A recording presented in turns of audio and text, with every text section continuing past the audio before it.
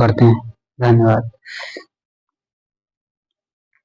विज्ञान विज्ञान को अगर जो सबसे साधारण भाषा में देखें तो विज्ञान होता क्या है। सबसे पहले हम लोग देखते हैं विज्ञान होता क्या। विज्ञान की परिभाषा, विज्ञान की परिभाषा के तहत ब्रह्मांड के विभिन्न अवयवों यानी ब्रह्मांड के विभिन्न अवयवों तथा प्रकृति की ब्रह्मांड के विभिन्न अवयवों तथा प्रकृति की विविध गतिविधियों की जानकारी प्राप्त करने और उनके साथ सामंजस्य स्थापित करने का विशिष्ट और क्रमबद्ध ज्ञान ही विज्ञान कहलाता है। विज्ञान होता मतलब क्या कहना चाह रहा है ये, यानी ब्रह्मांड के विभिन्न अवयवों तथा ब्रह्मांड की प्रकृति की विविध गतिविधियां यानी वो किस प्रकार की गतिविधियां करता है उसकी जानकारी प्राप्त करने, यानी अवयव प्रकृति ब्रह्मांड की प्रकृति कैसी है, वो किस प्रकार की गतिविधियां करता है उसकी जानकारी प्राप्त करने और उनके साथ सामंजस्य यानी इन गतिविधियों के साथ एक दूसरे के साथ सामंजस्य स्थापित करने का विशिष्ट और क्रमबद्ध, यानी एक तो विशिष्ट हो स्पष्ट हो जानकारी और दूसरे क्रमबद्ध हो एक के बाद एक हो,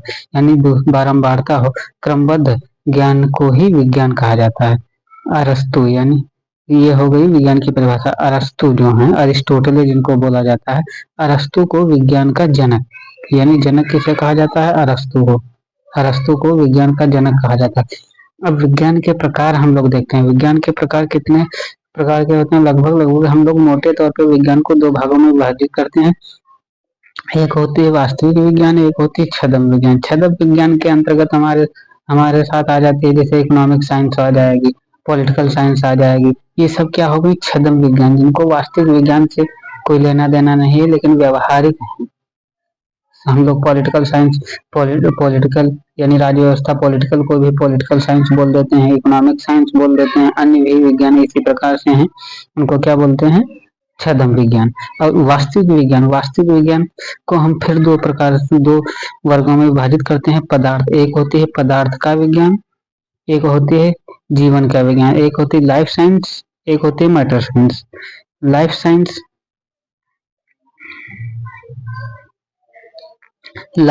लाइफ साइंस को फिर दो भागों में वर्गीकृत किया जाता है। एक हो जंतु विज्ञान, जंतु विज्ञान मतलब जूलॉजी, और दूसरी होती है वनस्पति विज्ञान यानी बॉटनी। एक वनस्पति विज्ञान के जनक हैं थियोफ्रेस्टस की पुस्तक है हिस्टोरिया, जिसको प्लानेटम टेनम कहा जाता है। जंतु विज्ञान दूसरी तरफ जीव विज्ञान की दूसरी शाखा है जूलॉजी के जनक कौन है, अरस्तु। यानी जीव विज्ञान के अंतर्गत दो शाखाएं आती हैं, एक होती है जंतु विज्ञान, दूसरी होती है वनस्पति विज्ञान। जंतु विज्ञान के जनक हैं अरस्तु, वनस्पति विज्ञान के जनक हैं थियोफ्रेस्टस। वहीं पदार्थ विज्ञान को अगर जो हम देखते हैं तो पदार्थ विज्ञान के अंतर्गत भी दो शाखाएं आती हैं, एक भौतिक विज्ञान, दूसरी आती है रसायन विज्ञान। भौतिक विज्ञान के जनक कौन है, न्यूटन।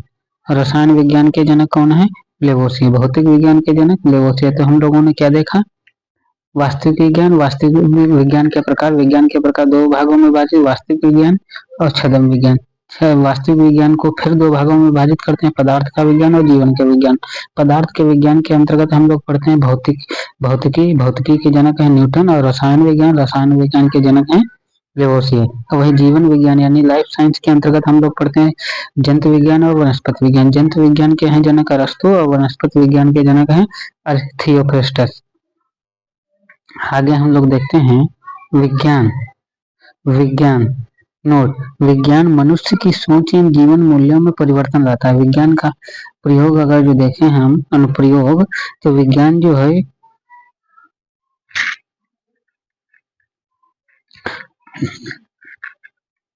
विज्ञान मनुष्य की सोच एवं उनके जीवन मूल्यों में परिवर्तन लाता है। विज्ञान का मनुष्य के हित में प्रयोग तकनीक कहलाता है। दूसरा विज्ञान का मनुष्य के अगर जो विज्ञान का किसी भी प्रकार से मनुष्य के हित में प्रयोग होता है, जैसे विज्ञान के माध्यम से हम लोग ट्रैक्टर तैयार किए, ट्रैक्टर का प्रयोग मनुष्य के हित में यानी कृषि में किया जाता है। उसका लाभ उसका फायदा किसको पहुंचता है, फार्मर कौन है, एक व्यक्ति। तो क्या हो उसको क्या बोलते हैं, टेक्नोलॉजी यानी प्रौद्योगिकी।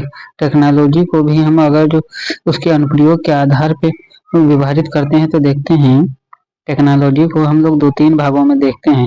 निम्न तकनीक उसे कहते हैं ऐसी तकनीक जिससे उत्पादन एवं गुणवत्ता में वृद्धि हो, उत्पादन भी बढ़े यानी प्रोडक्शन भी बढ़े और क्वालिटी भी बढ़े में वृद्धि हो, परंतु रोजगार पर कोई विपरीत लेकिन रोजगार पर कोई विपरीत प्रभाव असर ना पड़े, उसे निम्न तकनीक कहते हैं। यानी इसका मतलब क्या हुआ निम्न तकनीक का?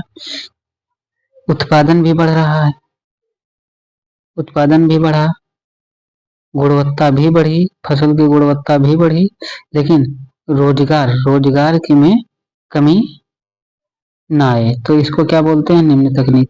उच्च प्रौद्योगिकी, ये इसी प्रकार उच्च प्रौद्योगिकी ऐसी तकनीक जिससे उत्पादन एवं गुणवत्ता में बहुत अधिक वृद्धि हो जाती है, ऐसी तकनीक जिससे उत्पादन एवं गुणवत्ता में बहुत अधिक वृद्धि हो जाती है परंतु रोजगार के अवसरों में कमी आ जाती है, उच्च तकनीक कहलाती है।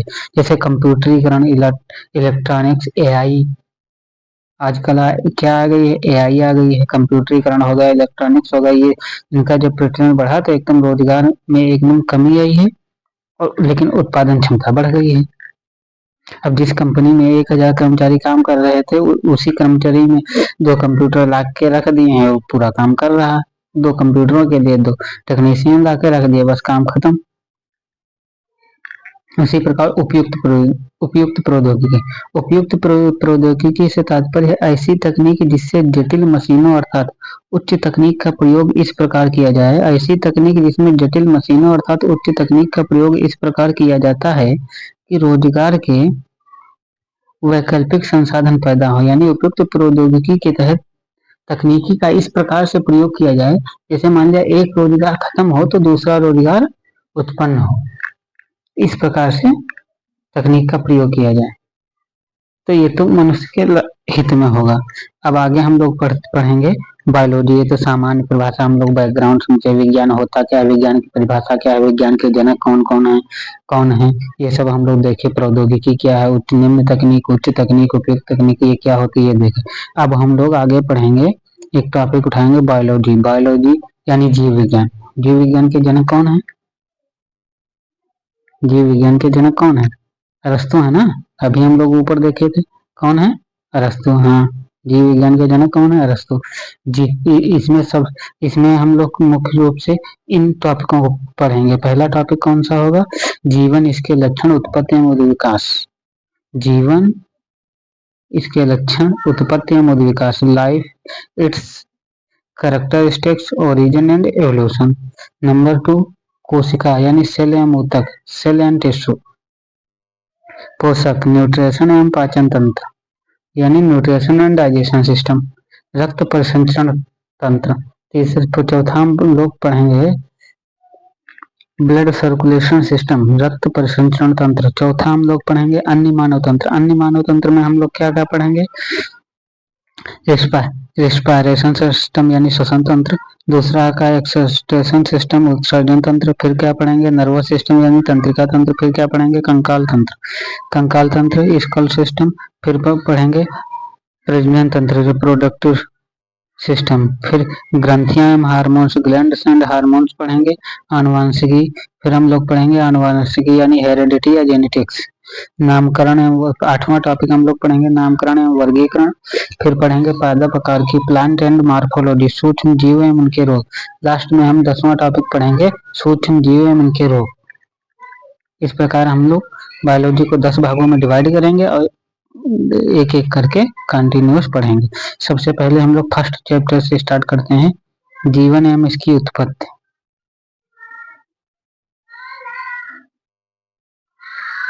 जीवन एवं इसकी उत्पत्ति, लक्षण एवं उद्विकास यानी बायोलॉजी सबसे पहले अगर हम लोग देखते हैं तो बायोलॉजी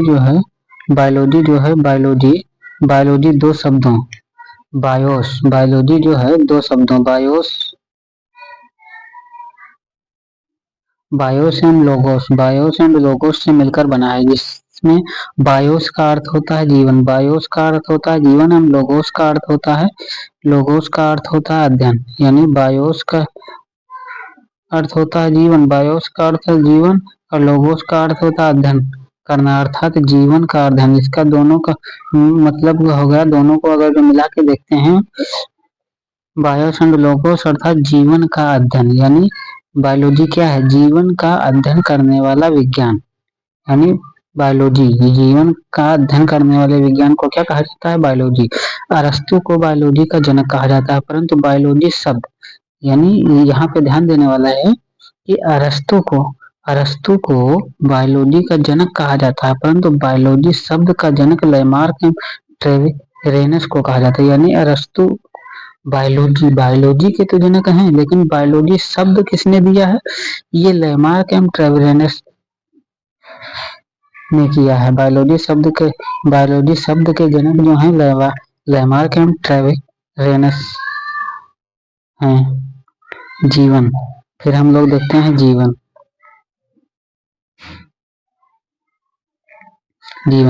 पदार्थ, ऊर्जा एवं इनके मध्य विशिष्ट ढंग से होने वाली रासायनिक क्रियाओं का परिणाम है। जीवन क्या है? जीवन पदार्थ, ऊर्जा एवं इनके मध्य विशिष्ट ढंग से होने वाली रासायनिक क्रियाओं का परिणाम है, जिसे निम्नलिखित 10 लक्षणों द्वारा पहचाना जाता है। नंबर 1, कोशिका एवं कोशिकीय संगठन। मेटाबॉलिक क्रियाएं यानी उपापचयी क्रियाएं। वृद्धि एवं विकास, ग्रोथ एंड डेवलपमेंट। गति एवं गमन, मोशन एंड लोकोमोशन। पोषण, न्यूट्रिशन, श्वसन, रेस्पिरेशन, उत्सर्जन। फिर अनुकूलनशीलता एडाप्टेबिलिटी। प्रतिक्रियाशीलता रिस्पॉन्सिवनेस। सृजनशीलता रिप्रोडक्टिवनेस। ये क्या है? जीवन के मूलभूत लक्षण कितने हैं? 10 प्रकार के। कौन कौन से? कोशिका एवं कोशिकीय संगठन, मेटाबॉलिक क्रियाएं, वृद्धि एवं विकास, गति एवं गमन, पोषण, श्वसन, उत्सर्जन, अनुकूलनशीलता, प्रतिक्रियाशीलता, प्रजननशीलता। ये जीवन के मूलभूत लक्षण हैं। रासायनिक क्रियाएं। अब सबसे पहले हम लोग देखते हैं कोशिका एवं कोशिकीय संगठन। कोशिका एवं कोशिकीय संगठन देखने के लिए हम लोग देखते हैं सबसे पहले इसकी परिभाषा। कोशिका का निर्माण कोशिका अथवा कोशिकाओं के समूहों से होता है। कोशिका का निर्माण किससे होता है? कोशिका का निर्माण कोशिका अथवा कोशिकाओं के समूह से होता है। कोशिका का निर्माण कोशिका अथवा कोशिकाओं के समूह से होता है। इसीलिए कोशिका को सजीवों की संरचनात्मक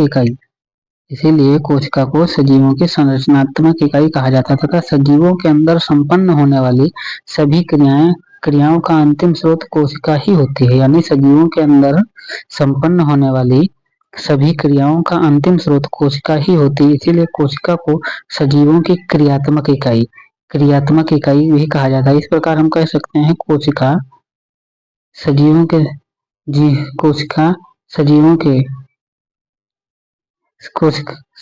कोशिका जो है सजीवों के संरचनात्मक और क्रियात्मक इकाई होती है। कोशिका जीवन के संरचनात्मक एवं कार्यात्मक इकाई कहा जाता है। कोशिका किसे कहा जाता है? कोशिका को संरचनात्मक एवं कार्यात्मक, किसको? संरचनात्मक एवं क्रियात्मक इकाई किसे कहा जाता है? कोशिका को। अब फिर हम लोग देखेंगे मेटाबॉलिक क्रिया। फिर आगे हम लोग सेल को, अभी तो सिंपल भाषा में कोशिका होती है क्या ये सब देख रहे हैं, अब आगे हम लोग डिटेल में पढ़ेंगे। अब आगे हम लोग देखेंगे मेटाबॉलिक क्रिया मतलब उपापचयी क्रिया। सजीवों में संपन्न होने वाली वे क्रियाएं जिनसे जीवन के आधारभूत पदार्थ जीव द्रव प्रोटोप्लाज्म एवं कार्य करने के लिए एटीपी एडिनोसिन ट्राइफॉस्फेट के रूप में ऊर्जा का निर्माण होता है। मेटाबॉलिक क्रियाएं हैं, ये 2 प्रकार की होती हैं। Anabolic, catabolic.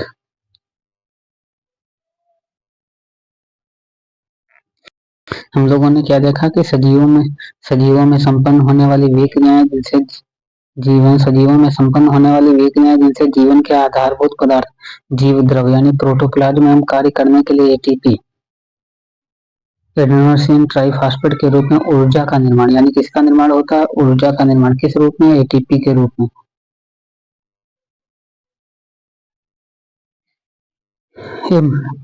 एटीपी मेटाबॉलिक क्रिया एडेनोसिन ट्राइफॉस्फेट के रूप में ऊर्जा का निर्माण होता है। मेटाबॉलिक क्रियाएं कहलाती हैं। ये 2 प्रकार की होती हैं, यानी एनाबॉलिक तथा कैटाबॉलिक। एनाबॉलिक यानी उपचयी और कैटाबॉलिक मतलब अपचयी। एनाबॉलिक ये क्रियाएं निर्माणकारी होती हैं। एनाबॉलिक यानी निर्माणकारी होती हैं। एनाबॉलिक क्रियाएं निर्माणकारी होती हैं क्योंकि इनमें प्रोटीन, जल, विटामिन, खनिज लवण इत्यादि पोषक पदार्थों के मिलने से जीव द्रव्य का निर्माण होता है। यानी एनाबॉलिक क्रियाएं निर्माणकारी यानी जिनसे मिलकर कुछ बने वो निर्माणकारी होती हैं। और एनाबोलिक क्रियाएं जो होती हैं अपचयी वो क्या होता है, ये निर्माणकारी होती, वो निर्माणकारी क्रियाएं होती है। इनसे क्या क्या निर्माण होता है, जैसे इनसे प्रोटीन का निर्माण होता है, जल का निर्माण होता है, विटामिन का, खनिज लवण इत्यादि पोषक पदार्थों के मिलने से जीव द्रव यानी प्रोटीन, जल, विटामिन, खनिज लवण इत्यादि के पोषक पदार्थों के मिलने से जीव द्रव यानी एनाबॉलिक क्रियाएं किसका निर्माण करती हैं, जीव द्रव का निर्माण करती हैं। उसी वहीं दूसरी तरफ कैटाबोलिक क्रियाएं ये विघटनकारी होती हैं। कैटाबोलिक क्रियाएं क्या होती है, ये विघटनकारी होती हैं।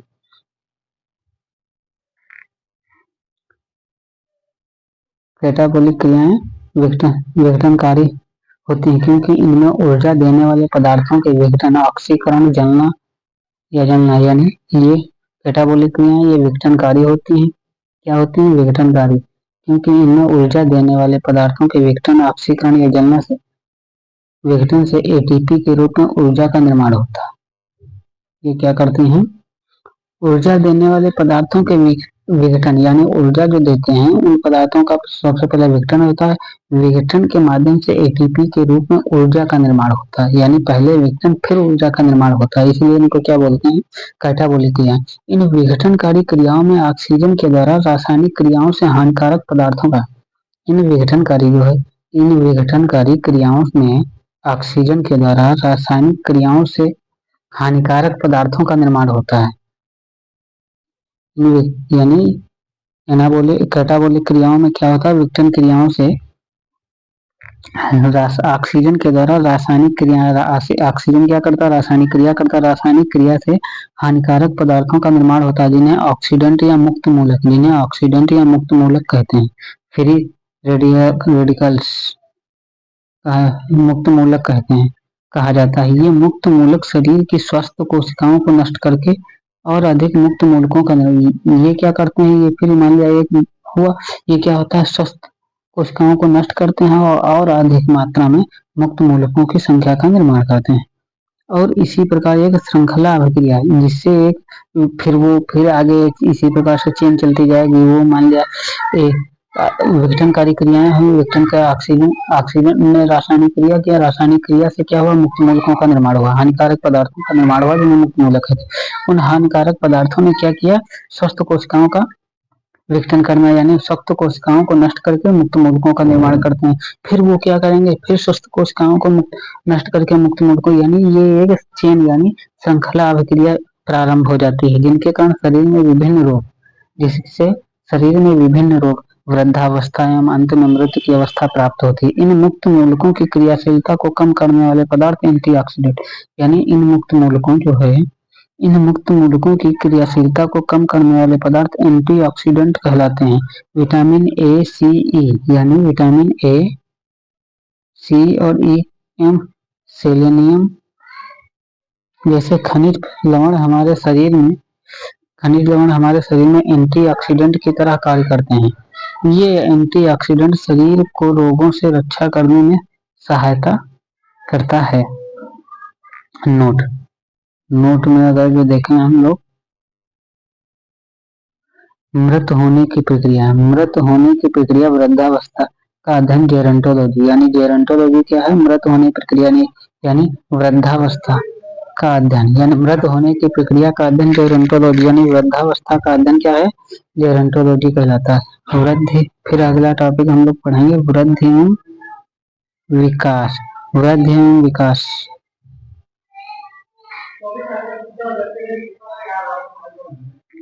वृद्धि और विकास, मात्रात्मक परिवर्तनों को वृद्धि कहा है। मात्रात्मक परिवर्तन यानी संख्या में बढ़ोतरी, 2, 4, 8, 10, 12, 15 इस प्रकार से अगर जो वृद्धि हो रही है, ग्रोथ हो रहा है तो उसे वृद्धि कहा जाता है।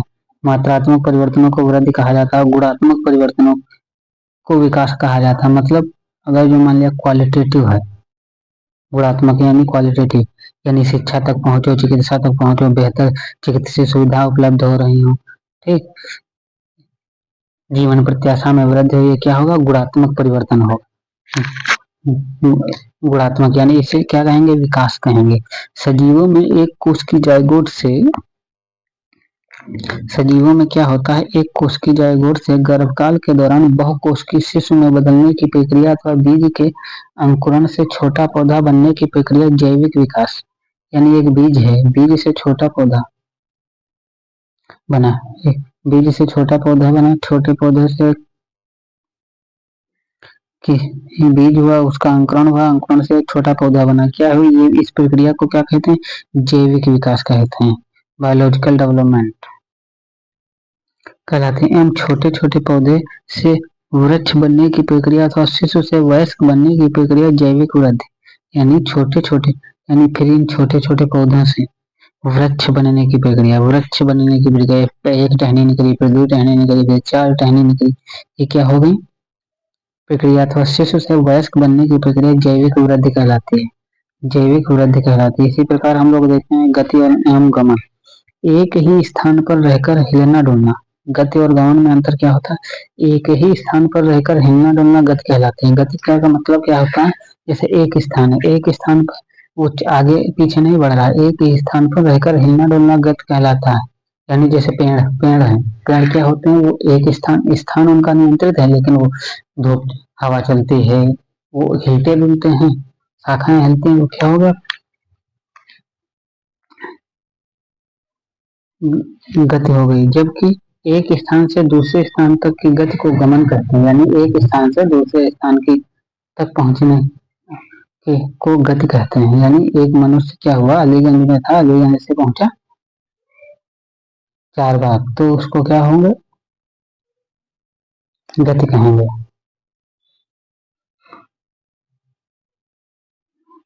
गति को गमन कहें, यानी एक स्थान से दूसरे स्थान तक की गति को गमन कहते हैं। सामान्यतः पादप गति कहते हैं, है वही बात। सामान्यतः क्या होता है, पादप जो होते हैं गति करते हैं और जंतु गमन करते हैं, एवं जंतु गमन करते हैं। पोषण, फिर क्या होता है, मेटाबॉलिक क्रिया, पोषण, न्यूट्रिशन, मेटाबॉलिक क्रियाओं के लिए आवश्यक पदार्थों की प्राप्ति, यानी मेटाबॉलिक, उपापचयी, उपापचयी एवं अपचयी, उपचयी एवं अपचयी, एनाबॉलिक एवं कैटाबॉलिक क्रियाओं के लिए आवश्यक पदार्थों की प्राप्ति पोषण कहलाती है। श्वसन, फिर आगे हम लोग श्वसन देखते हैं। श्वसन, श्वसन में क्या होता है, सजीवों में संपन्न होने वाली ऊर्जा निर्माण की प्रक्रिया, सजीवों में, सजीवों में जो है, सजीवों में संपन्न होने वाली ऊर्जा निर्माण की प्रक्रिया है एवं ऊर्जा निर्माण के लिए आवश्यक पदार्थों की प्राप्ति श्वसन कहलाती है। एवं ऊर्जा निर्माण के लिए आवश्यक पदार्थों की प्राप्ति श्वसन कहलाती है। उत्सर्जन,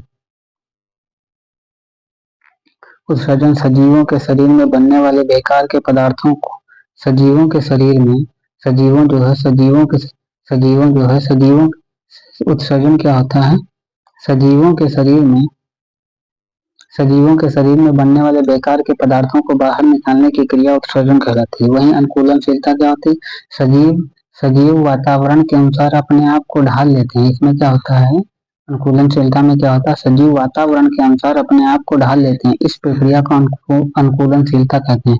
जैसे बरसात के पश्चात सर्दियों के मौसम में सांप, बिच्छू, कीट पतंगों जैसे जीव निष्क्रिय होकर अपने अपने बिलों में छिप जाते हैं और अपनी उपापचयी क्रियाएं कम कर लेते हैं। इस गुण को हाइपरनेशन या शीत निष्क्रियता या विंटर स्लीप कहा जाता है। क्या होता है, यानी बरसात के पश्चात सर्दियों के मौसम में सांप, बिच्छू, कीट पतंगों जैसे जीव निष्क्रिय होकर अपने बिलों में छिप जाते हैं और अपनी उपापचयी क्रियाएं कम कर लेते हैं। इस गुण को हाइपरनेशन या शीत निष्क्रियता या विंटर स्लीप कहा जाता है। इसी प्रकार मगरमच्छ एवं सैलामेढक मंडल, इसी प्रकार मगरमच्छ एवं सैलामंडल जैसे जीव गर्मियों के मौसम में निष्क्रिय होकर अपनी उपापचयी क्रियाओं को कम से कम कर लेते हैं। इसे ग्रीष्म निष्क्रियता अस्टिवेशन कहा जाता है, ग्रीष्म निष्क्रियता या अस्टिवेशन कहा जाता है। कुछ जीव शत्रुओं के बचाव के लिए अपने रंग, रूप एवं आकार को बदल लेते हैं। कुछ जीव ऐसे होते हैं जो अपने शत्रुओं से बचने के लिए रंग, रूप एवं आकार को बदल लेते हैं। इस गुण को कम्फर्टेज या छद्मावरण कहा जाता है। जैसे मेढक या गिरगिट का, जैसे मेढक या गिरगिट का रंग बदलना क्या होता है, छद्मावरण। कुछ जीव शत्रुओं से बचाव के लिए दूसरे जीवों की नकल, कुछ जीव ऐसे होते हैं जो शत्रुओं से बचाव के लिए दूसरे जीवों की नकल करते हैं, नकल कहते हैं, जिसे जिसे मिमिक्री कहते हैं, ये अनुहरण। जैसे तोते, को जैसे एग्जाम्पल, तोते को मनुष्य की आवाज में बोलना, ये क्या होगा, अनुहरण यानी मिमिक्री करना। सजीवों की आंतरिक सजीवों की आंतरिक और बाहरी शारीरिक संरचनाएं उनके आसपास के वातावरण के कारण निर्धारित होती हैं और सजीव अपनी इस संरचना को बनाए रखते हैं। सजीवों के इस गुण को होम्योस्टेसिस या समस्थैतिकता का गुण कहा जाता है। मतलब सजीवों की आंतरिक और बाहरी शारीरिक संरचनाएं उनके आसपास के वातावरण के कारण निर्धारित होती हैं और सजीव अपनी इस संरचना को बनाए रखते हैं। सजीव के इस गुण को होम्योस्टेसिस या समस्थैतिकता का गुण कहा जाता है। आगे हम लोग देखेंगे प्रतिक्रियाशीलता। प्रतिक्रियाशीलता, सजीव अपने वातावरण के खिलाफ प्रतिक्रिया करते हैं। सजीव अपने वातावरण जो है सजीव जो है सजीव अपने वातावरण के खिलाफ प्रतिक्रिया व्यक्त करते हैं। इस गुण को प्रतिक्रियाशीलता का गुण कहा जाता है। सांप को छेड़ने पर उसका फुसकारना, सांप को छेड़ने सांप जो है सांप को छेड़ने पर उसका फुसकारना, छुई मुई के पत्तों को छूने पर मुरझा जाना, गर्मी लगने पर पसीना छोड़ना और सर्दी लगने पर कंपन करना, ये क्या होता है, प्रतिक्रियाशीलता। नोट, वे प्राणी वे प्राणी वे प्राणी जिनके शरीर का तापमान वातावरण के अनुसार घटता बढ़ता रहता है उन्हें कोल्ड ब्लडेड यानी ठंडे रक्त वाले या विषमतापी प्राणी कहा जाता है। विषमतापी प्राणी कौन से होते हैं? वे प्राणी जिनके शरीर का तापमान वातावरण के अनुसार घटता बढ़ता रहे, तो क्या होंगे, कोल्ड ब्लडेड या ठंडे रक्त वाले या विषमतापी प्राणी। जैसे मछलियां हो गई, मेढक हो गए, सरीसृप हो गए, कीट पतंगे, ये क्या हो गए, कोल्ड ब्लडेड यानी ठंडे रक्त वाले प्राणी यानी विषमतापी प्राणी। इसी प्रकार वे प्राणी जिनके शरीर का तापमान वातावरण के अनुसार घटता बढ़ता नहीं है और हमेशा एक समान बना रहता है, यानी जिनके शरीर का तापमान वातावरण के अनुसार घटता बढ़ता नहीं बल्कि हमेशा एक समान बना रहता है, उन्हें क्या कहते हैं, वार्म ब्लड यानी गर्म रक्त वाले या समतापी प्राणी कहा जाता है। जैसे पक्षी एवं स्तनधारियों के शरीर का तापमान लगभग हमेशा एक समान रहता है। अगर जो हम देखें तो मनुष्य कैसा प्राणी है? मनुष्य एक समतापी या वार्म ब्लडेड होने के कारण गर्मियों के मौसम में जब शरीर का तापमान बढ़ने लगता है, मनुष्य कैसा प्राणी है? समतापी प्राणी है। इसके लिए क्या करता है वो, वार्म इसीलिए मनुष्य एक समतापी प्राणी होने के कारण गर्मियों के मौसम में जब शरीर का तापमान बढ़ने लगता है तब यह प्रतिक्रिया स्वरूप पसीना स्वेटिंग छोड़ता है, पसीना छोड़ता है यानी वाष्पीकरण के द्वारा द्रवावस्था में गैस छोड़ता है। पसीना जो है वाष्पीकरण के द्वारा द्रव अवस्था से गैस अवस्था में बदलने के लिए शरीर से ऊर्जा ले लेता है और शरीर के तापमान को बढ़ने नहीं देता। इसी प्रकार सर्दियों के मौसम में कंपन करके ऊर्जा को बढ़ा देता है और शरीर का तापमान घटने नहीं देता। मतलब क्या हो, मनुष्य जो है गर्मियों के मौसम क्या होता है, पसीना छोड़ता है वाष्पीकरण करने के लिए अंदर से ऊर्जा की जरूरत होगी, जितनी ऊर्जा बढ़ेगी तो टेम्परेचर अधिक होगा, तो जो पसीना छूटेगा वो वाष्पीकरण हो जाएगा यानी ठंडक राहत महसूस होगी। इसी प्रकार गर्मियों के मौसम में शरीर कंपन करके ऊर्जा की प्राप्ति करता है, शरीर के तापमान को घटने नहीं देता है। प्रजननशीलता, सजीव अपने जैसी संतानें पैदा करते हैं। सजीव क्या होता है, प्रजननशीलता का मतलब क्या होता है, सजीव अपने जैसी संतानें पैदा करते हैं। इस गुण को प्रजननशीलता कहा जाता है। वायरस, विषाणु, इस गुण का अपवाद, विषाणु जो होता है, वायरस यानी जो है, इस गुण का अपवाद है क्योंकि उनमें कोशिका नहीं पाई जाती। ध्यान देना है, प्रजननशीलता का यानी इस गुण का अपवाद क्या है, प्रजननशीलता का अपवाद क्या है, वायरस। क्योंकि इसमें कोशिका नहीं पाई जाती, इसीलिए वे सजीव नहीं, परंतु वे प्रजनन करते हैं, इसीलिए उन्हें निर्जीव भी नहीं माना जाता। और यही कारण है कि वायरस को सजीव और निर्जीव के बीच की कड़ी कहा जाता है। यानी मतलब क्या है, वायरस के जो है प्रजनन तो करते हैं लेकिन उनमें कोशिका नहीं पाई जाती, इसलिए वह सजीव नहीं माने जाते हैं। लेकिन प्रजनन करते हैं तो इसलिए उन्हें निर्जीव भी नहीं माना जा सकता, इसलिए वायरस को सजीव और निर्जीव के बीच की कड़ी कहा जाता है। अगले चैप्टर यानी कल हम लोग पढ़ेंगे जीवन की उत्पत्ति एवं सिद्धांत, जीवन की उत्पत्ति के सिद्धांत। Thank you.